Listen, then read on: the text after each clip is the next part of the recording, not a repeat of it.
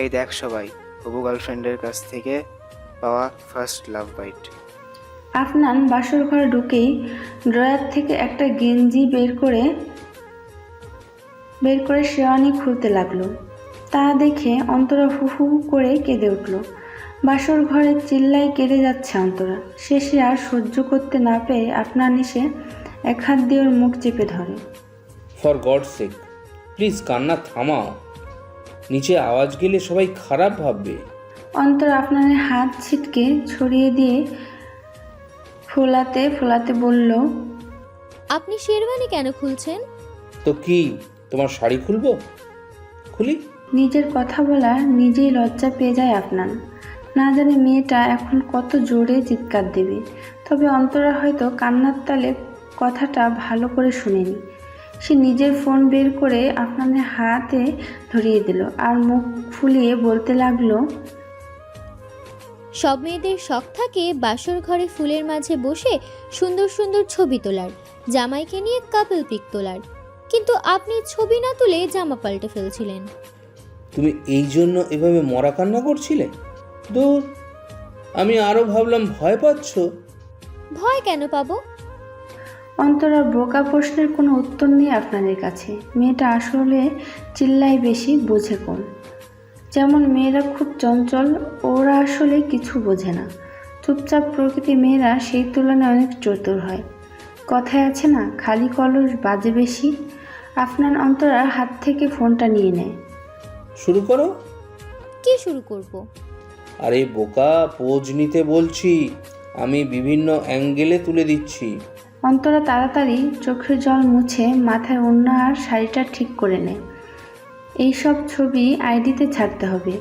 সে নানান স্টাইলে খাটের ফুলগুলো নিয়ে ছবি তুলতে লাগলো। কখনো কখনো টেবিলের মোমবাতি হাতে নিয়েও স্টাইল করতে থাকে। আপনারও খুব মনোযোগ দিয়ে ফটোগ্রাফারদের মতো করে ছবি তুলে দিচ্ছে আর মনে মনে ভাবছে, হে মাবুদ, মেজর আশিকের মতো প্রতিটা বিবাহিত পুরুষকে ধৈর্যের জন্য পুরস্কৃত করা উচিত। এই দিন দেখার জন্য আর্মি ট্রেনিং নিয়েছিলাম, পরে ভাবলো এটা হোমওয়ার্ক। দেখি দেখি, তাড়াতাড়ি দেন তো, ছবি কেমন উঠেছে। অন্তরা লাফিয়ে খাট থেকে নেমে আফনানের কাছে গেল। ফোনটা ছু মেরে নিয়ে ছবিগুলো দেখলো। ওয়াও! জানেন, আমার বান্ধবীদের বয়ফ্রেন্ড যখন ওদের ছবি তুলে দিত তখন ভাবতাম কবে আমার পার্সোনাল ফটোগ্রাফার হবে। প্রতিটা মেয়েরই একজন পার্সোনাল ফটোগ্রাফার থাকা লাগে। এরপর সে আফনানের শেরওয়ানি ধরে টান মেরে একদম কাছে নিয়ে আসলো। ইচ্ছা মতো সেলফি নিচ্ছে।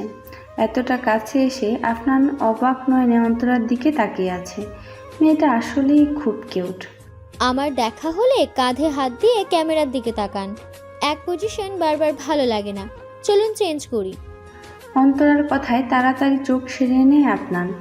ছবি তোলা শেষ হলে অন্তরা আয়নার সামনে গিয়ে চেয়ার টেনে বসে। একটু হেল্প করুন তো, আমার মাথায় হাজার হাজার ক্লিপ জুয়েলারি, এসব খুলতে পারছি না, পুরো মাথাটা ব্যথা করছে। আফনান কাছে এসে এক এক করে খুব খুলতে লাগলো। মেয়েটা মাথাটা আসলেই ব্যথা হয়ে যাওয়ার কথা। চিকন চিকন কত ক্লিপ দিয়ে আটকানো। সব শেষ করে যেন না শাড়ির পিন খুলতে যাবে, অন্তরা হঠাৎ দাঁড়িয়ে যায়। কি হলো? বাকিটা আমি ওয়াশরুমে একাই করতে পারবো। কথাটা বলে ড্রয়ার থেকে একটা নর্মাল সুতি শাড়ি বের করে অন্তরা বাথরুমে চলে যায়। আফনান হেসে বলে, পাগল মেয়েটা। আফনানের ফোনে একটা নোটিফিকেশন আছে। আওয়াজ পেয়ে চেক করতেই তার মুখটা মলিন হয়ে যায়। কাল বিকেলের মধ্যেই ফিরতে হবে। আফনান চুপ করে বিছানায় গিয়ে শুয়ে পড়ে। অন্তরা এসে আফনানকে দেখে ভাবে ঘুমাচ্ছে হয়তো, আর বিরক্ত না করে সেও পাশে চুপটি করে শুয়ে পড়ে। একটু পর ঘুমিয়ে যায়। আফনান পাশ ফিরে ওর ঘুমন্ত চেহারার দিকে তাকিয়ে থাকে। না জানি কতদিন এই চেহারা দেখার তৃষ্ণা নিয়ে থাকতে হবে। এদিকে ফারিয়া চারু আর দিয়ার সাথে এক রুমে শুয়েছে। সায়েম নিজের রুমে একা। সায়েম বারবার ফারিয়ার কথা ভাবছে। মেয়েটা মুখে রাগি লুক নিয়ে যতটা খারাপ সেজে থাকে ততটাও খারাপ না। কিছু কিছু মেয়েরা থাকে মুখে মধু অন্তরে বিষ। ফারিয়া তার উল্টোটা। সায়েমের কি হলো কে জানে। পুরনো গিটারটা অনেক দিন পর হাতে নিল। আজ কেন জানি গাইতে ইচ্ছা করছে। আমার আসার সময় হলে তুমি হাত ফসকে গেলে। তোমার যাওয়ার পায়তারা, আমি হয়ে যে দিশেহারা। তুমি অন্য গ্রহের চাঁদ, আমার একলা থাকার ছাদ। তোমার ফেরার সম্ভাবনা অমাবস্যায় জোছনা। তোমার গোপন সবই হয় আমার আপন মনে হয়। আমি ভোরের ঝরা পাতা, আমার মরার কিসের ভয়। রাত 2টো, রোদেলা বিছানায় কাতরাচ্ছে। সে কারো সাথেই ঘুমোয় না। রাতে প্রায়ই প্যানিক অ্যাটাক আসে তার। ঘুমের ঘোরও পুরনো স্মৃতিগুলো বারবার ভেসে উঠেছে। একটা বদ্ধ লাইব্রেরি, 3-4টা ছেলে, 2জন হাত পা বেঁধে ফেলেছে, আর একজন নোংরা ভাষায় গালিগালাজ করছে। আরে ছেলেটাকে মেরে ফেলবে তো। এই থামো তোমরা, প্লিজ না। জোরে চিল্লিয়ে ঘুম থেকে উঠে রোদেলা বারবার হাঁপাতে থাকে। কপালে বিন্দু বিন্দু ঘাম জমেছে। হঠাৎ নিঃশ্বাস নিতেও কষ্ট হচ্ছে। পাশের টি টেবিলের উপর জগ রাখা, 1 গ্লাস পানি ঢেলে ডকডক করে পান করে। কেঁদে কেঁদে উপরে তাকিয়ে বলে, আল্লাহ, এই যন্ত্রণা থেকে কি আমার আর মুক্তি নেই? আজ প্রায় 12টা বছর পরেও রোদেলা সুস্থ হয়নি। প্রতিদিন রাতেই একবার তার ঘুম ভেঙে কি ভয়ানক স্মৃতি তাড়া করে বেড়ায়। অথচ মেয়েটার কোনো দোষই নেই। হ্যাঁ, একটা দোষ আছে, ভালোবেসেছিল, সেটাই তো আর দোষ। ঘুম থেকে উঠে ফ্রেশ হয়ে নেয় অন্তরা। ঘড়ির কাঁটা 7টা ছুঁই ছুঁই। তাকিয়ে দেখে আফনান ঘুমাচ্ছে। এতটা কিউট বাচ্চার মতো লাগছে। অন্তরা নিজের ফোন হাতে নিয়ে ঘুমন্ত আফনানের ছবি তুলে নেয়। তারপর সিঁড়ি বেয়ে নিচে নেমে আসে। রান্নাঘর সামনে আসতেই দেখে শাশুড়ি মা আর চারু সব কিছু গোছাচ্ছে। অন্তরাকে দেখে আফনানের মা একটু হাসি বিনিময় করলো। অন্তরের কাছে এসে সালাম দিল। দিন মা, আমি করে দিচ্ছি।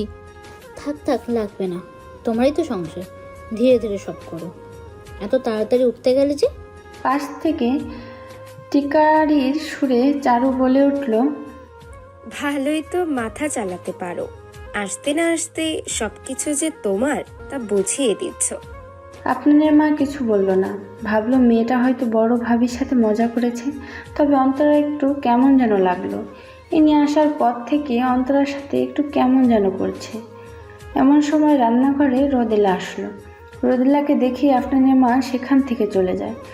রোদেলার মুখটা আবার মলিন হয়ে ওঠে। বিষয়টা অন্তরার নজরে এলো। রোদেলাকে নিয়ে তার মনে অনেক প্রশ্ন। এত বয়স হয়ে যাচ্ছে অথচ বিয়ে করছে না কেন? আবার তার মায়ের সাথে কোনো কথাও বলে না। দিয়া অন্তরাকে কিছু একটা বলতে নিয়েও কাল রাত সাজানোর সময় বলেনি। হয়তো নতুন বউ, সেজন্য। হঠাৎ রোদেলা ফোনে একটা ফোন আসে। সে চেঁচিয়ে বলে, কি? তবে আমি তো ছুটি নিয়েছিলাম। আচ্ছা, তবে আর কি করার, আসছি একটু পর। অন্তরা রোদেলাকে চিন্তিত দেখে বলে, কি হয়েছে আপু? আর বলো না, অফিসে নতুন সিইও এসেছে। সে নাকি আজই সবাইকে যেতে বলেছে, নতুন প্রজেক্ট নিয়ে কথা বলবে। আপনি ছুটি নেননি আপু? নিয়েছি তো। আর বলো না, ইনি নাকি কাজের ক্ষেত্রে কোনো কম্প্রোমাইজ করেন না। বলেছে যেতে মানে যেতেই হবে। এক্ষুনি বের হবেন? খেয়ে বের হব আর কি। এদিকে রান্না শেষে সবাই টেবিলে খাবার বেড়ে দিচ্ছিল। সায়েম, দিয়া, ফারিয়া, আরিফুল ইসলাম সবাই একে এক করে বসে পড়েছে। উপর থেকে পাঞ্জাবি পরে হাতা ঠিক করতে করতে নামছে আফনান। অন্তর একবার তাকিয়ে মুখ সরিয়ে নেয়। এবারের নিয়ম অনুযায়ী পায়েস রান্না করেছে সে। আফনানেরও নাকি খুব পছন্দ। ভালো লাগবে তো। টেবিলে এসে আফনান বাবাকে সালাম দিয়ে বসে। অন্তরা তার শাশুড়ি সবাইকে খাবার বেড়ে দিতে থাকে। চারু ভেবেছিল আফনানের পাশে গিয়ে বসবে, তবে তার ছোট মেয়েটা সেখানে গিয়ে বসেছে। আফনানও মুখটা হঠাৎ গম্ভীর হয়ে যায়।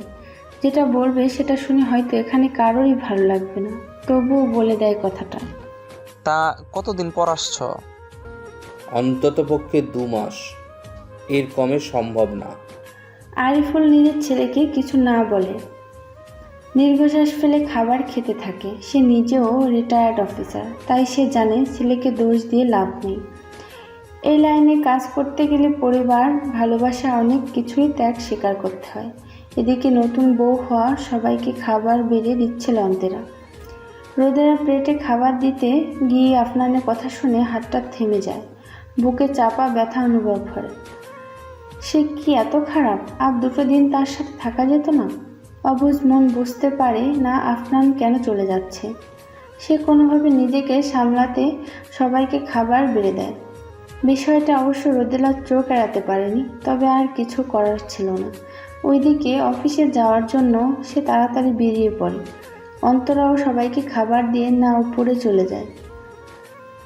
বারবার কানে আফনানের কথা একটাই ভেবে পাচ্ছে।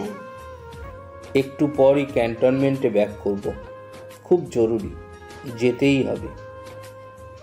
সেনা অফিসারের বউ হতে গেলে এত উইক মনোভাব হলে চলে না, একটু তো শক্ত হতেই হয়। রুমে ঢুকতে ঢুকতে কথাটা বলল আফনান। ড্রেসিং টেবিল থেকে ঘড়িটা নিয়ে হাতে পড়তে পড়তে দেখে অন্তরা খাটে বসে চুপ করে মাথা দিয়ে আছে। শুধু একটু পরপর কান্নার রেশ উঠছে। মেয়েটা কি কাঁদছে? কেন জানি আফনানের বুকে ব্যথা অনুভব হলো। নিজেকে আর কতটা আটকে রাখবে সে? অন্তরার পাশে গিয়ে বসলো। তার ছোট নরম হাতটার উপর হাত রাখতে গিয়ে রাখতে পারল না। একটা দীর্ঘশ্বাস ফেলে উঠল। এত কান্নার তো কিছু নেই, 2 মাসই তো। অন্তরা হঠাৎ কি হলো কে জানে, আফনানের দিকে ঘুরে দুহাত দিয়ে কলার টেনের আগেই চোখে ওর দিকে তাকায়। আফনান ভাবছে এই মেয়েটা এত সাহস দেখাচ্ছে কিভাবে। মেজর আফনানের কলার ধরে শ্বাস আসছে। পরক্ষণে খেয়াল হলো এই অধিকারটা অবশ্য তার আছে। মেয়েটার চোখ এই অল্প সময়ে কেঁদে একদম লাল হয়ে গিয়েছে। নাকের ডগায় যেন কেউ লাল রং করে দিয়েছে। মেয়ে মানুষ কাঁদলে এত সুন্দর লাগে, তবে নিজের অনুভূতিকে কি করে নিয়ন্ত্রণ করতে হয় তা আফনান জানে। হুঁশ ফিরে অন্তরা কাঁদো কাঁদো কথায়, আচ্ছা আমি কি খুব খারাপ? এর উত্তর ঠিক কী দেওয়া উচিত আফনান জানে না। কি হলো বলুন, আমি খুব খারাপ? এতটা খারাপ যে কয়েকটা দিন এক ছাদের নিচে থাকা যায় না? তুমি একটু বেশিই ভাবছো। আমাকে ডিস্টার্ব করো না, এখন ব্যাগ গুছিয়ে বেরিয়ে যেতে হবে। কথাটা বলেই উঠে যায় আফনান। আলমারি থেকে কাপড় বের করে লাগেজ ভরে গুছাতে থাকে। মেয়েটাকে সে কীভাবে বোঝাবে তাকে দূরে রাখার কারণ? এখন তো আফনানকে তার পুরো ধ্যান জ্ঞান জুড়ে তার মিশনের চিন্তা রাখতে হবে। অন্তরা এমন এক মেয়ে যার মাঝে একবার ডুবলে আর বেরিয়ে আসা সম্ভব না। এদিকে তার ঘরের শত্রু বিভীষণ। তবে কে সে? আসল শত্রুকে চেনার আগে অন্তরার সাথে তার সম্পর্কটা ভালো হতে দেয়া যাবে না। ও যে খুব নাজুক, প্রথম আঘাতটা ওর উপরেই করতে চাইবে। একবার নিজের চোখের সামনে হওয়া অন্যায়ের প্রতিবাদে আফনান ব্যর্থ হয়েছে, দ্বিতীয়বার এই ভুল করা যাবে না। এক ভুলের মাসুল পুরো পরিবার প্রায় 12টা বছর যাবৎ দিচ্ছে, আবার যে সহ্য করার ক্ষমতা কারণ নেই। আফনান দ্রুত ব্যাগ গুছিয়ে নিয়ে বেরিয়ে যায়। তাকে নেওয়ার জন্য গাড়িও এসে পড়েছে, সব রেডি। রুম থেকে বের হওয়ার সময় একবারও ফিরে তাকায় না অন্তরার দিকে। নিচে গিয়ে সবার সাথে থেকে বিদায় নিয়ে গাড়িতে উঠে বসে। যাওয়ার সময় হয়ে গিয়েছে। মা একটু আগে বকাবকি করে এখন থেমেছে। বিয়ের পরের দিন কেউ কাজে যায়, তবে আফনানকে বোঝানোর কোনো ওয়ে নেই। গাড়িটার স্টার্ট দেওয়ার আগে একবার নিজের রুমে জানালার দিকে তাকায়। সাথে সাথে কেউ একজন পর্দার আড়ালে নিজেকে আড়াল করে নেয়। এটা যে অন্তরা তা আফনান জানে। অভিমান জমেছে খুব। আফনান একটা দীর্ঘশ্বাস ফেলে ড্রাইভারকে নিয়ে গাড়ি স্টার্ট দিতে বলে। এদিকে রোদেলার অফিসে আকাশটা সকাল থেকে মেঘলা। বৃষ্টি আসবে আসবে করেও কেন আসছে না। রোদেলা দ্রুত অফিসে পৌঁছে নিজের গাড়িটা পার্কিং এরিয়াতে রাখলো। ভিতরে যেতে না যেতেই দেখে সবার চোখ হয়ে মুখে ভয়ের ছাপ। নতুন সিইও আসছে না আসতেই সবার অবস্থা বাজে করে ফেলেছে। রোদেলার একজন কলিগ মিস মিফতা রোদেলাকে দেখা মাত্রই দৌড়ে তার কাছে চলে আসে। রোদেলা, এত দেরি করলি কেন? তোমাকে তো বলেছিলাম দি, আমার ভাইয়ের বিয়ে, সেজন্যই। ও হ্যাঁ, ভুলে গিয়েছিলাম। তাড়াতাড়ি স্যারের রুমে যাও, খুব রেগে আছে তোমার ওপর। আপকামিং প্রজেক্টের ফাইলের একটা কপি তার কাছে পাঠানোর কথা ছিল, কিন্তু তো কি হয়েছে? আমি ছুটিতে যাওয়ার আগে তাকে মেইল করে সব পাঠিয়ে দিয়েছিলাম তো। তা আমি জানি না, তুমি যাও, খুব রেগে আছে ওই লোক। রোদেলার কথা না বাড়িয়ে লিফটে উঠে পড়ে। কিছু সময় পর উপস্থিত হলো ছাড়ের রুমের সামনে। দরজা নক করে প্রশ্ন করলো, স্যার আসবো? আসুন। রোদেলা ভিতরে আসে। এখন আপাতত রুমে কেউ নেই, সবাই বকা খেয়ে চলে গিয়েছে হয়তো। এবার তার পালা। ইয়াসিন চেয়ারে হেলান দিয়ে ফোনে গেমস খেলতে লাগলো। রোদেলা ওকে দেখে অবাক। এটা তো সেই ছেলে, তবে আজকে অনেক ভিন্ন লাগছে। দামি শার্ট, দামি ব্লেজার, অনেকটা গোছানো। রোদেলা অবাক হয়ে প্রশ্ন করে, আপনি? মিস রোদেলা, জি স্যার। নতুন ফাইলটার কপি পাঠানোর দায়িত্বটা কার ছিল?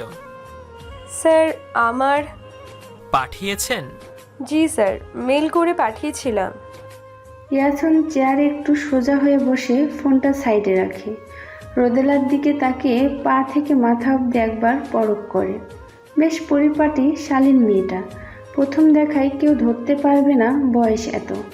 নিজেকে খুব গুছিয়ে রেখেছে। ইয়াসিন তার সিভি চেক করে নিয়েছে কিছুটা, আর বাকি তথ্য পেয়েছে সব অফিসের পুরনো কিছু স্টাফদের কাছ থেকে। সবার জন্য তথ্য নেওয়ার সময় রোদেলার নাম শুনেই বাসের কথা মনে পড়ে। তখন থেকেই মেয়েটাকে দেখার জন্য সেই কিউরিসিটি।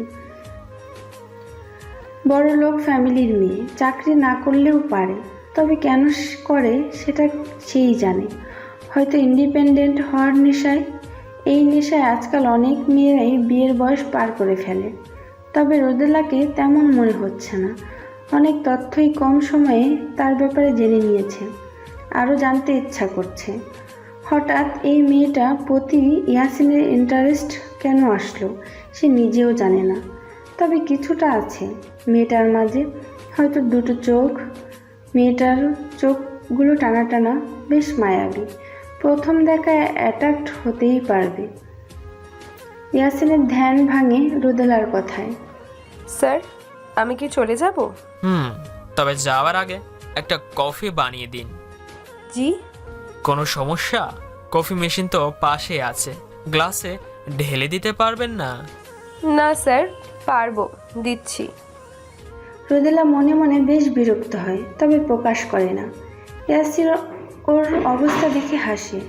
মেয়েটা একটু বেশিই শান্ত, তবে ভিতরে ভিতরে এখনও যেন বাচ্চামো একটা ভাব আছে। কোনো কারণ রোদেলা কফি রেডি করে বের হয়ে যায়।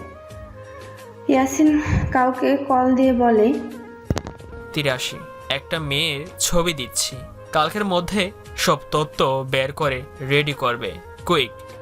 প্রায় রাত হয়ে এসেছে। নিজের রুমে জানালা খুলে বাইরে তাকিয়ে আছে অন্তরা। মা কয়েকবার খাবার খেতে ডেকে আর আসেনি। বিয়ের পর প্রথম নিজ বাড়িতে মেয়ের স্বামী নিয়েই আসে, তবে অন্তরা ফারিয়ার সাথে একাই এসে পড়েছে। সবাই অবশ্য পরিস্থিতি মেনে নিতে বাধ্য। আর্মিরা বেশি একটা ছুটি এমনিতেও পায় না, তবে তাই বলে বিয়ের পরদিনই চলে যাবে সেটা অবশ্য কেউ ভাবেনি। কি রে, কি ভাবছিস? একটা প্লেট হাতে নিয়ে রুমে ঢুকতে ঢুকতে বলে ফারিয়া। প্লেটে ডিমের ডোজা বানিয়ে নিয়েছে অন্তরার মা, সাথে সস। বিছানায় উঠে একটা ডোজা নিয়ে সস লাগিয়ে খেতে লাগলো ফারিয়া। অন্তর এখনও বাহিরে তাকিয়ে আছে। কি রে নে, আমি খেতে খেতে সব সাফ করে ফেললে আবার কিছু বলিস না কিন্তু। খা তুই, খাবো না আমি। মহিলা দেবদাস হয়ে গেলি মনে হয়। শরৎচন্দ্র বেঁচে নেই, থাকলে তোর মতো সেনাবাহিনীর বউদের নিয়ে একটা উপন্যাস লিখত, নাম দিত দি মহিলা দেবদাস। অন্তরা বিরক্তি নিয়ে ফারিহার দিকে তাকায়। হাতে থাকা প্লেটের ডোজার দিকে চোখ পড়তে পেটের ইঁদুরগুলো দৌড় শুরু করে। আজকে দুপুর থেকে না খাওয়া, তবে আপনার কি খেয়েছে এই চিন্তা আর কিছুই মুখে দেয় না। ফারিয়ার ফোনে হঠাৎ একটা কল আসে, লেখা ওঠে হাল্লা ফোননি। স্যাম জোর করে নাম্বারটা দিয়েছিল, তাই এটা দিয়ে সেভ করে রাখে ফারিয়া। কলটা রিসিভ করে হাঁটতে হাঁটতে ছাদে চলে যায়। অন্ধকারে হালকা বাতাসে ভালোই লাগছে। আসসালামু আলাইকুম। ওয়ালাইকুম সালাম। কি দরকার? আজব তো, কল ধরে মানুষ ভালো আছে নাকি এসব জিজ্ঞেস করে। আপনার সাথে পীড়িতের আলাপ পাড়তে আমি বরণডালা সাজিয়ে বসে থাকি না। বরণডালা তো বিয়েতে লাগে, বিয়ে করতে চান নাকি? 296। ফারিয়া হাসে, ছাদের মাঝে বসে পড়ে। আমার এতটা খারাপ দিন আসেনি বেকার ছেলে বিয়ে করব, তাও এমন চিল মুডে থাকা লোক। বেকার ছন্নছাড়া ছেলে বিয়ে করে তোমার একটা লাভ হবে কি জানো? সে সারাদিন রাত শুধু তোমাকেই সময় দিবে। অফিস নামক সতীনের জ্বালা সহ্য করা লাগবে না। এত সময় লাগবে না আমার। নানান কথায় ফোন আলাপ চলতে থাকে দুজনের মাঝে। প্রথমে যতটা খারাপ মনে হয়েছিল, ছেলেটা ততটাও খারাপ না। এদিকে এখনো না খেয়ে বসে থাকছে অন্তরা। হঠাৎ আন্নান নাম্বার থেকে একটা মেসেজ আসে। নোটিফিকেশন দেখে বুঝতে অসুবিধা হয় না কে সে। মনটা একটু হলেও ভালো হয়, মেজাজটা পড়তে থাকে। দুপুরেও নাকি কিছু খেয়ে বের হওনি ও বাসা থেকে? এখন কিছু খেয়ে নিও, খেয়ে মেসেজ দাও। সমস্যা কি তোমার বলো তো? একে তো কান্না করা মুখ দেখে বের হয়েছি, কোনো কিছুতেই মন বসছে না। 2 মাস এভাবে কিভাবে থাকবো আমি? কষ্ট শুধু তোমার হয়, আমার হয় না? দরকারি কাজ ছিল দেখেই তো এসেছি। কাল বিকেলে কল দিব, যখন সময় পাবো কল দিব। ডেইলি কথা বলবে ফোনে, মনটা একটু হালকা লাগবে। আজ এসে অনেক কিছু সামলাতে হয়েছে, তাই কল দিতে পারিনি। দিলে তো 1 ঘন্টা চলে যাবে তোমার উহু উহু কান্না শুনতে শুনতে। প্লিজ খেয়াল রেখো, রাখছি। ও আর একটা কথা, থাক বলবো না, সামনাসামনি না বললে ফিল আসবে না। খোদা হাফেজ। অন্তরা পরে আর হাসি, কি বলতে চেয়েছিল সেটাও একটু ভাবে, তবে বেশি একটা ভাবার সময় পায় না। খিদে পেটটা জ্বলছে, পাশের প্লেটটা হাতে নিয়ে খেতে থাকে। চোখের পলকেই যেন সময়টা কেটে যাচ্ছে। আফনান গিয়েছে প্রায় 1 মাস। এখন শুধু ফোনে ফোনে কথা হয় অন্তরার সাথে। মাঝে মাঝে একটু খারাপ লাগলেও মানিয়ে নিচ্ছে মেয়েটা। এখন এ বাড়ির বড় বউ সে। রান্না থেকে ঘরের সব কিছুতেই একটু একটু করে আধিপত্য বাড়ছে তার। বাড়ির সবার সাথেই সম্পর্ক অনেকটা ভালো অন্তরার। শুধু দিন শেষে রুমে ফিরলে অনেকটা একাকিত্ব গ্রাস করে সারা মনটাকে। সব কিছু থেকেও কি যেন নেই লাগে। ভাবি, আসবো? দিয়ার কণ্ঠে দরজার তাকায় অন্তরা। মেয়েটা খুব ছটফটে আর মিশুক স্বভাবের। আসো, বলার কি আছে? একা একা বোর হচ্ছিলাম, আর তোমাকে একটা জিনিস বলার ছিল। কি? কাল পুরো বাড়ি ফাঁকা হবে। আরে, আমার এক খালার মেয়ের বিয়ে, সবাইকে ইনভাইট করেছে। রোদাপু বলছে সে যাবে না, অফিসে নাকি কাজের খুব চাপ, তার ওপর কদিন যাবত নাইট শিফটে যেতে হচ্ছে তাকে। ও, সমস্যা কি? আমি আছি তো, রান্না বান্না করে রাখবো, আর বাকি কাজ তো বুয়া করে দিবে। আবার পড়ার চাপও একটু বেশি এখন আমার। কি, তুমিও যাবে না? বললেই হলো বুঝি, মা খুব বকবে। একটু ম্যানেজ করে নিও বোন আমার, বুঝোই তো এখন এসবের মাঝে যাওয়ার মন মানসিকতা আমার নেই। আচ্ছা, কি আর করার, দেখি। দুজনে বসে বসে গল্প করতে থাকে। রোদেলা খুব ক্লান্তি নিয়ে বিকেলবেলা বাসায় ফিরে। এমন সময় টিপ টিপ বৃষ্টি শুরু হলে দৌড়ে গিয়ে একটা ছাউনির নিচে দাঁড়ায়। তার বৃষ্টিতে ভিজতে একদমই ভালো লাগে না। ওই ঘটনার পর একবার কিছুটা স্বাভাবিক হয়ে রোদেলা বৃষ্টিতে ভিজে ছাদে উঠেছিল। তার মা চিল্লিয়ে উঠে বলে, আর কত নির্লজ্জের পরিচয় দিবি? এত কিছুর পরও ঢং কমেনি। এখন আশেপাশে বাড়ির ছেলেদের শরীর দেখানোর শখ উঠেছে। তারপর আজ এত বছর রোদেলা বৃষ্টিতে ভেজে না। কোনো মাই হয়তো দুনিয়াতে নিজের সন্তানকে এতটা ঘৃণা করে না যতটা রোদেলার মা তাকে করে। অথচ একটা সময় তার মা দুনিয়ার চাইতে বেশি তাকে ভালোবাসতো। পাড়ার প্রতিবেশীদের গর্ব করে বলতো, ভাবি আমার মেয়ে কোনো ভুল করতেই পারে না, ও কোনোদিন এমন কিছু করবে না যাতে আমাদের মান সম্মান যায়, দেখে নিন। তবে রোদেলা সেই অহংকার টিকতে দেয়নি। কলেজ জীবনের ছোট্ট একটা ভুল আজ অবধি শেষ করে দিয়েছে। বৃষ্টির সময় দোয়া করলে নাকি সেটা কবুল হয়। রোদেলা ছাউনির কিছুটা সাইডে এসে আকাশের দিকে তাকায়। আশেপাশে এখন কেউ নেই, সে পুরো একা। কেঁদে কেঁদে বলে ওঠে, আল্লাহ, সবাই তো মুভ অন করে নিয়েছে, আমি কেন পারছি না? একটা পাপের জন্য আর কত শাস্তি দিবে আমায়? আমিও তো তোমার এক সৃষ্টি, একটু কি দয়া হয় না আমার উপর? উপর থেকে কোনো সাড়া আসে না। রোদেলা চুপ করে চোখ বন্ধ করে পাশের পিলারে হেলান দেয়, কাঁদতে থাকে অনায়াসে। এতে যদি মনটা একটু হালকা হয়। অন্যদিকে আর্মি ক্যাম্পে এখন খুব তাড়া, হাতে বেশি সময় নেই। আর 1 বা 1.5 মাস পর খুব বড় একটা মিশনে যাবে সবাই। এজন্য সব কিছু নিয়েই প্রস্তুতি চলছে। মেজর আফনানের কাছে খবর এসেছে তার সিনিয়র তাকে ডাকছে। সেখানে উপস্থিত হয় Afnan. Major Afnan Sadek, yes sir. আপনি আপনার টিম নিয়ে রেডি? জি স্যার। শেষবারের মতো আপনার টিমকে আজ কিছু বলার থাকলে বলতে পারেন, তারপর মোটিভেট করার সময় নাও পেতে পারেন। মাত্র 1.5 মাস সময় পাবো সর্বোচ্চ। জানি স্যার। এখন টিমের কাছে যেতে পারেন। Of course sir. আফনান তার সিনিয়রকে কুর্নিশ করে পিছুপা হয়ে তার ক্যাম্প থেকে বেরিয়ে গেল। কিছুটা দূরে তার টিমের সব আর্মি অফিসাররা সারিবদ্ধভাবে দাঁড়িয়ে আছে। সবাই যতই শক্ত আর স্টেজভাবে দাঁড়াক, চোখে মুখে হালকা ভয়ের ছাপ দেখা যাচ্ছে।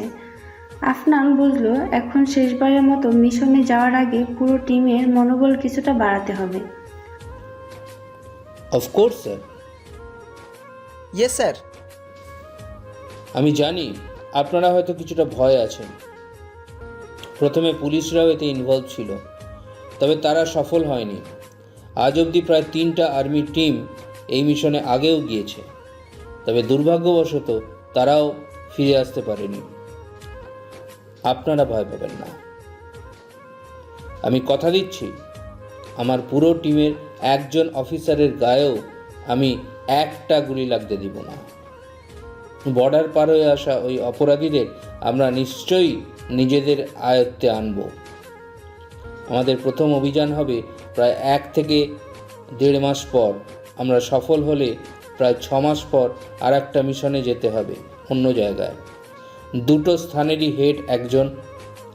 এই মিশনটা সফল হলে তাকে আমরা অবশ্যই খুঁজে বের করতে পারব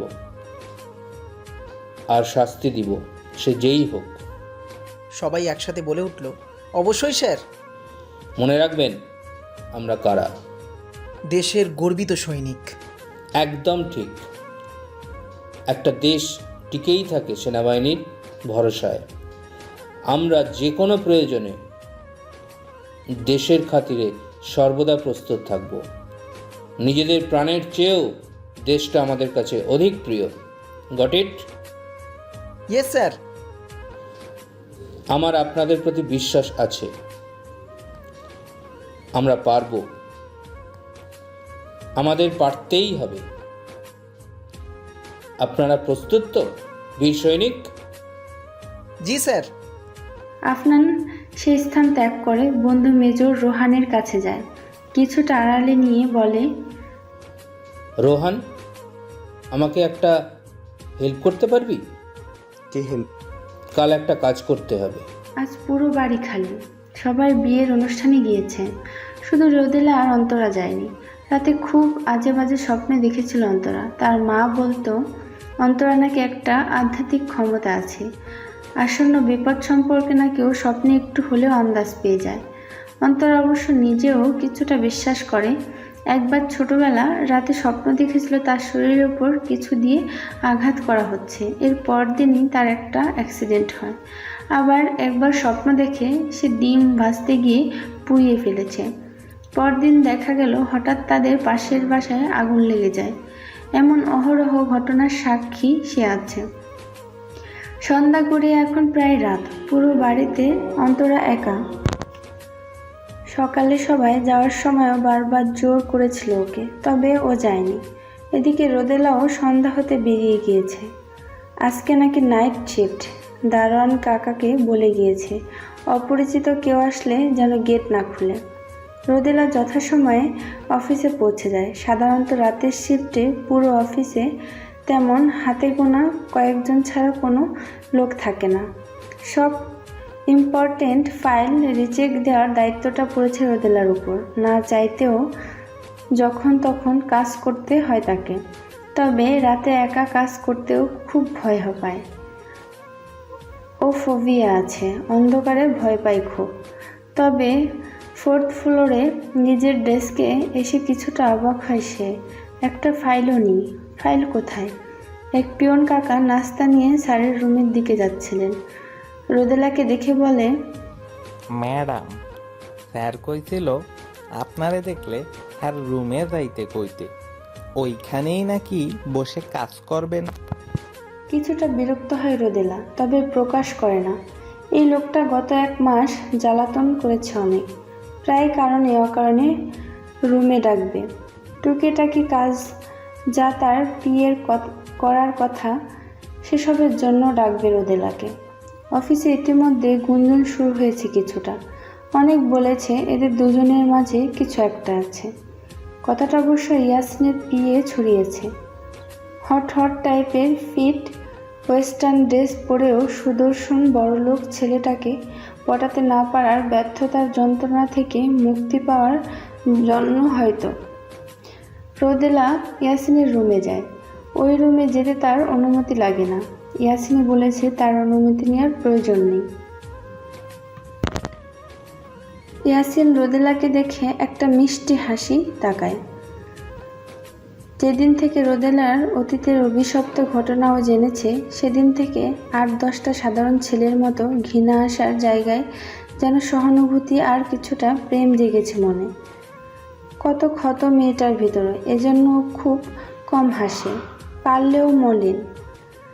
যেন চাপা আর্তনাদ ভিতরে রয়ে যায়। ইয়াসিন ভাবে শুধু সত্যিকারের ভালোবাসাই পারবে মেয়েটাকে এই যন্ত্রণা থেকে মুক্তি দিতে।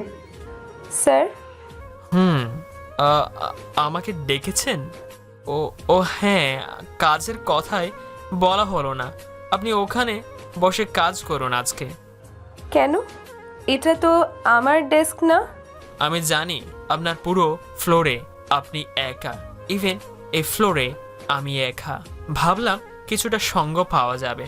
এছাড়া আপনি নাকি অন্ধকারে ভয় পান, তাই এখানে বসেই কাজটা করুন। রোদেলা তর্ক করে না। এই 1 মাসে সে বুঝে গিয়েছে খামোখা তর্ক করে লাভ হয় না এর সাথে।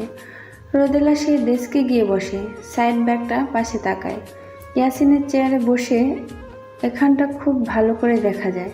মাঝখানে শুধু একটা কাজ, তবে এপাশ থেকে ওপাশ না দেখা যায় গেলেও ওই পাশ থেকে সব পরিষ্কার দেখা যায়। রোদেলা নিজের কাজ করতে থাকে, ইয়াসিনও ল্যাপটপে কাজ শুরু করে দেয়। শুধু একটু পর পর রোদেলার দিকে তাকিয়ে দেখে। She is beautiful. নিজের ফোনে একটা গান ছেড়ে তালে তালে কাজ করতে থাকে ইয়াসিন। যে কোনো ব্যক্তি তোমার জন্য নীলচে তারার একটুখানি আলো, ভোরের রং রাতের মিশকালো, কাঠগোলাপের সাদার মায়া মিশিয়ে দিয়ে ভাবি আবছা নীল তোমায় লাগে ভালো। অন্তরে একা একা খুব বোর হচ্ছে, কেন জানি আজ পড়তে বসেও ইচ্ছা করছে না। আর সারাদিনে একবারও আফরানের সাথে কথা হয়নি। ব্যস্ত হয়তো খুব। অন্তরা টিভি অন করে কাবি হাম কাবি তুম পাকিস্তানি নাটকটা দেখতে থাকে। কত কিউট কাপলটা।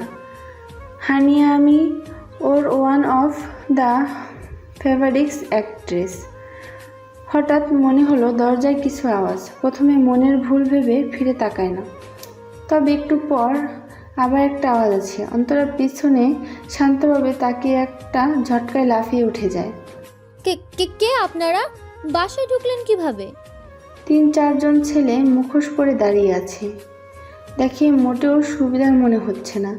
অন্তরা ভয় পেয়েও সেটা প্রকাশ না করে চিল্লায় বলে ওঠে, বললাম না কারা আপনারা?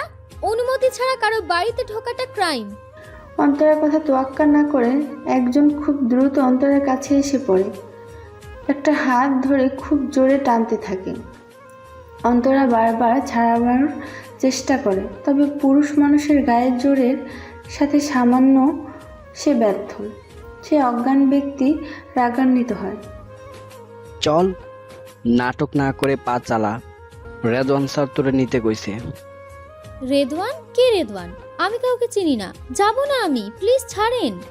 অন্তরাকে খুব জোর করতে থাকে লোকটা, তবে সে কিছুতেই যাবে না। এক পর্যায়ে রাগের বশে লোকটাকে অন্তরাকে একটা থাপ্পড় মেরে বসে। ছিটকে গিয়ে নিচে পড়ে সোফায় একটা বাড়ি খায় মেয়েটা। ডান চোখের ভ্রু ফেটে রক্ত বের হয়ে থাকে।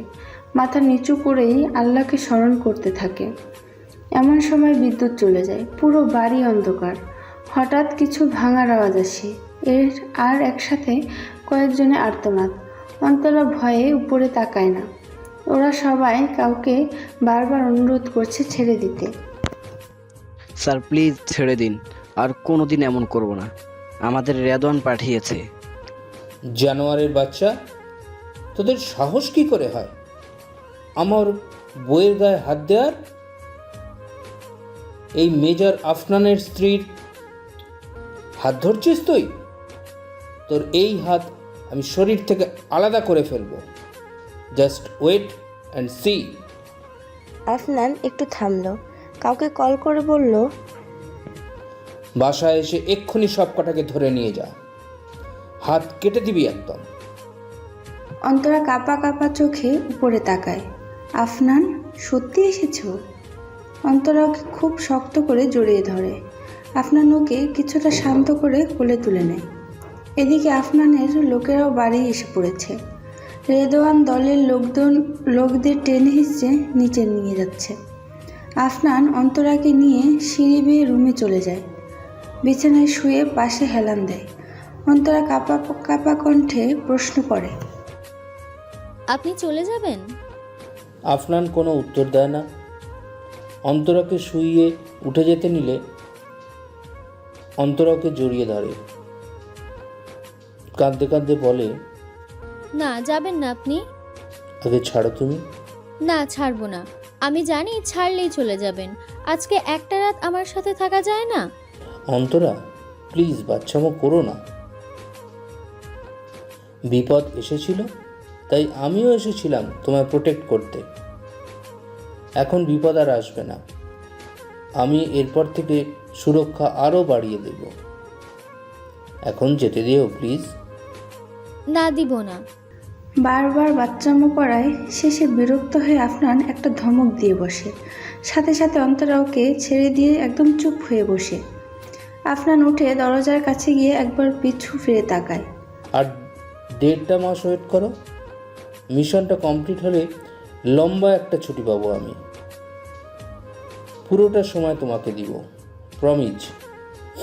কিন্তু এখন অন্তত আমার কাজটা করতে দিও। অন্তরা চুপ করে বসে থাকে। আফনান কি হলো কে জানে। যেতে নিয়ে আবার অন্তরার কাছে ফিরে এসে দুহাত দিয়ে মুখটা ওর হাত দিকে ঘোরায়। ঠিক 2 ভ্রুর মাঝ থেকে 1 আঙ্গুল উপরে কপালে একটা ভালোবাসার পরশ এঁকে দেয়। সাথে সাথে দ্রুত এই স্থান ত্যাগ করে। অন্তরা শুধু এক দৃষ্টিতে ওর যাওয়ার দিকে তাকিয়ে থাকে। অন্তরা ঘুমটা আজ ফজরের আগেই ভেঙে গিয়েছে। কেন জানি এখন আর বাড়িতে একা থাকতে ভয় করছে না। মনে হয় আফনান সবসময় ওর আশেপাশেই আছে। আচ্ছা, কাল যদি ওর ঠিক টাইমে না আসতে তাহলে কি হতো ভাবতেই শরীরে কাঁটা দিয়ে ওঠে। আফনান সবসময় ওর প্রয়োজনে হাজির হয়। এর আগে একবার কলেজ থেকে একটা ট্রিপে গিয়ে জঙ্গলে হারিয়ে গিয়েছিল অন্তরা। পাশেই ছিল সেনা ক্যাম্প। কোনো এক কাজে আফনান সেখানে গিয়ে যাচ্ছিল। কলেজ ড্রেস পরা এক পিচ্চিকে দেখে বলে, এই মেয়ে এখানে কি করছো? প্রথমে কিছুটা ভয় পেয়ে যায় অন্তরা, পরে শরীরে সেনাদের ওই ব্যাজ দেখে কিছুটা আশ্বস্ত হয়। কি হলো বলো? এটা তো ডেঞ্জারাস এরিয়া, বাইরে কারো প্রবেশ নিষেধ। না মানে আমি পথ হারিয়ে ফেলেছি, কিভাবে ফেরত যাব বুঝতে পারছি না। বলেই অন্তরা কান্না করে দেয়। প্রায় সন্ধ্যাও হয়ে এসেছিল, অনেকটা ভয় পেয়েছি বেচারি। আর এই লোক ভালো নাকি খারাপ তাও তো সে জানে না। আচ্ছা চলো, আমি তোমাকে দিয়ে আসি। আপনি আবার আমার রক্ত খাবেন না তো? কি? না মানে খারাপ ভাববেন না, কোরিয়ান থ্রিলার মুভি দেখতাম। সিরিয়াল কিলাররা দেখতে খুব হ্যান্ডসাম হয়, পরে এমন জঙ্গলে কাউকে পেলে নিয়ে মেরে খেয়েও ফেলে। আফনান ভেবাচাকা খেয়ে যায়। সুন্দর দেখে সুনাম করলো নাকি বদনাম ঠিক আন্দাজ করতে পারছে না। তবে সে অন্তরাকে ঠিকই তাদের পিকনিক স্পটে পৌঁছে দেয়। ঘরে বসে এসব পুরনো কথা ভাবছিল অন্তরা। ওই দিন থেকে আফনানকে বেশ মনে রেখেছে মেয়েটা। ঘরের ড্রেসিং টেবিলটার সামনে গিয়ে বসে, একটু সাজতে ইচ্ছা করছে একা একা। মেয়ে মানুষের এই এক অভ্যাস, যখন বাসায় কেউ থাকে না একা একা সাজবে, নিজেকে দেখবে, আবার একা একাই মেকআপ মুছে ফেলবে। অন্তরা সাজতে গিয়ে কিছু একটা পাচ্ছিল না, খুঁজতে খুঁজতে একটা ড্রয়ারে টান দেয়। একটা লাল ডায়েরি, উপরে বড় বড় অক্ষরে আফনানের নাম লেখা। বেশ পুরনো, বছর কয়েক আগের হবে। সিকিউরিটি বসে যে ডায়েরিটা খুলে বসে, এক এক পেজে উল্টিয়ে পড়তে থাকে।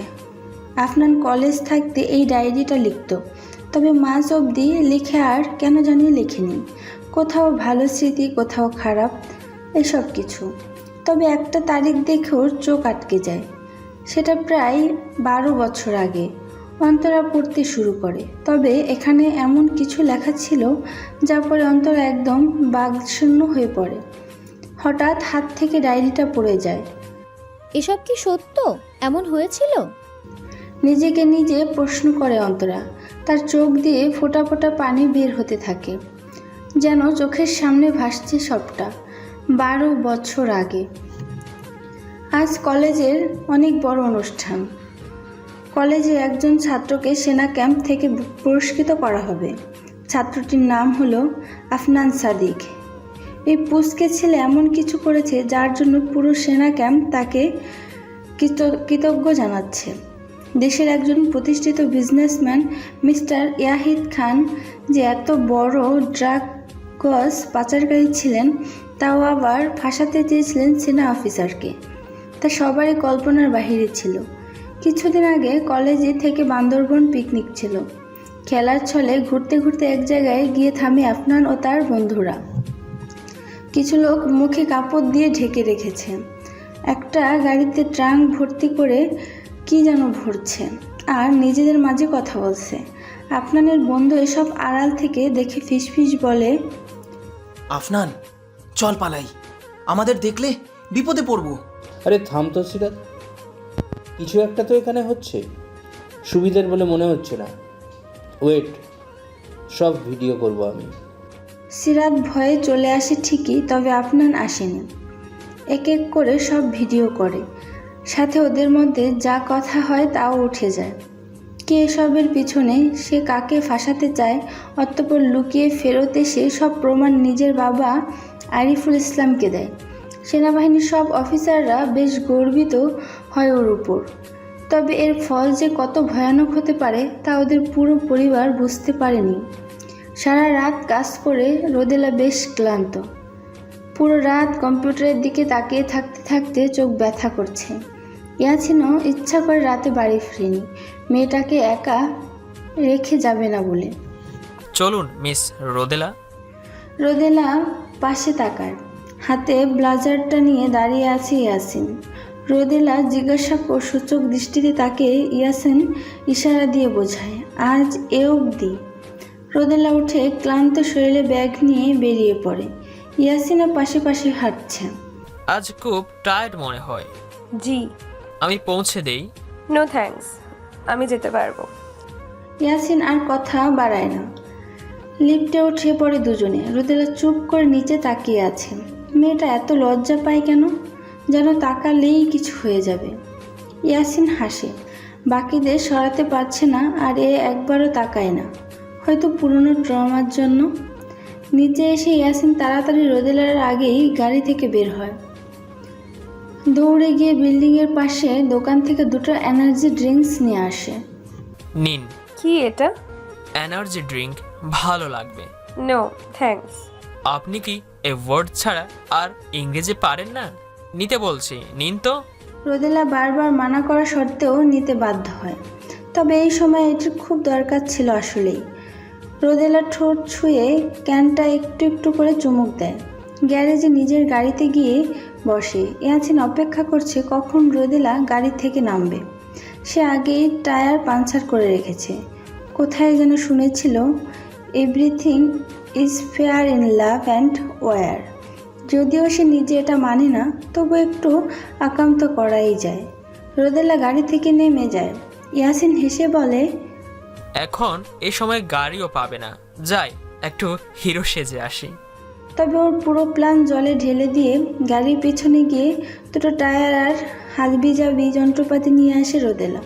কোমরের ওড়না বেঁধে একাই টায়ার পাল্টিয়ে সব ঠিক করে ফেলে। ইয়াসিন দূর থেকে দাঁড়িয়ে এসব দেখে। দূর বাল, কপালটা আমার ওই খারাপ, ভুলে গিয়েছিলাম মেয়েটা সব কিছুতে ব্যাকআপ রাখে। মনমরা হয়ে ইয়াসিনও নিজের গাড়িতে গিয়ে বসলো। ওদিকে গায়ে কাটার ট্রেনে গভীর ঘুমে মগ্ন রোদেলা। সারা রাত জেগে থেকে বাসায় এসে দুটো ব্রেডে জ্যাম লাগিয়ে খেয়ে নেয় রোদেলা। অন্তরা জুস আর কিছু সালাদও রেডি করে রেখেছিল। তাড়াতাড়ি খেয়ে রুমে এসে শুয়ে পড়ে। সাথে সাথে তলিয়ে যায় গভীর দুনিয়ায়। অন্তরা নিজেও হালকা পাতলা ব্রেকফাস্ট করে নেয়। নিজের রুমে যাওয়ার সময় কি মনে করে যেন রোদেলার রুমে যায়। মেয়েটা ঘুমাচ্ছে। ঘুমন্ত অবস্থায় ঠিক ছোট্ট বাচ্চার মতো লাগছে। এই মেয়ের বয়স 30+। অসম্ভব মনে হচ্ছে অন্তরার কাছে। আচ্ছা, ওই মানুষগুলোর কি একটুও মায়া হয়নি মেয়েটার প্রতি? তখন তো সে 18 ছিল। অন্তরা রুম থেকে বেরিয়ে নিজের রুমে গেল। বারান্দায় বসে ধোয়া ওঠা এক কাপ দুধ চা খেতে খেতে সেই ভয়ানক রাতের কথা ভাবতে লাগলো। বিকেল থেকে রোদেলাকে পাওয়া যাচ্ছে না। আরিফুল নিজের সেনা ক্যাম্পে ব্যাক করেছে। রোদেলাকে কিভাবে কি করে খুঁজে বের করতে হবে বুঝতে পারছে না আফনানের মা। চিন্তা করো না মা, আমি ঠিকই রোদ আপুকে খুঁজে নিয়ে আসবো। আফনান কথা শুনে আরো জোরে কেঁদে ওঠে তার মা। খুব আদরের মেয়ে তার। দুপুরের দিকে বলল কোনো বান্ধবী বাসায় নাকি যাবে। ওই যে ফোন সুইচ অফ হলো, আর কোনো খোঁজ নেই মেয়ের। আফনান কি করবে বুঝতে পারছে না। এদিক ওদিক সব বন্ধুদের ফোন করে খোঁজ নিতে বলছে। আর কত এভাবে বসে থাকবে ঘরটি মেয়ে? না আর সম্ভব না। আফনান বাড়ি থেকে বের হয়ে তার এক ফ্রেন্ডের কাছে চলে যায়। হাসিব, কি হয়েছে আফনান? রোদাপুর খোঁজ পেলে? না রে, তবে তুই চাইলে সম্ভব। হাসিব খুব ভালো ফোন এক্সপার্ট। অনেক আগে একবার রোদেলার কথায় আফনানের সাথে রোদেলার ফোনের কানেক্ট করে দিয়েছিল, যেন আফনান বাসায় দেরি করে ফেললেও কোথাও কি করেছে তা খোঁজ রাখতে পারে। সেই ওয়েবে হাসিব আফনানকে রোদেলার বর্তমান অবস্থান সম্পর্কে কিছু তথ্য দিল। আফনান আর দেরি না করে দৌড়ে সেখানে পৌঁছে যায়। ঠিকানাটা ওদের কলেজের ঠিক পেছনে, বাগানের খুবই নীরব জায়গা। তবে পৌঁছে যা দেখে আফনানের শ্বাস বন্ধ হওয়ার উপক্রম। রোদ আপি,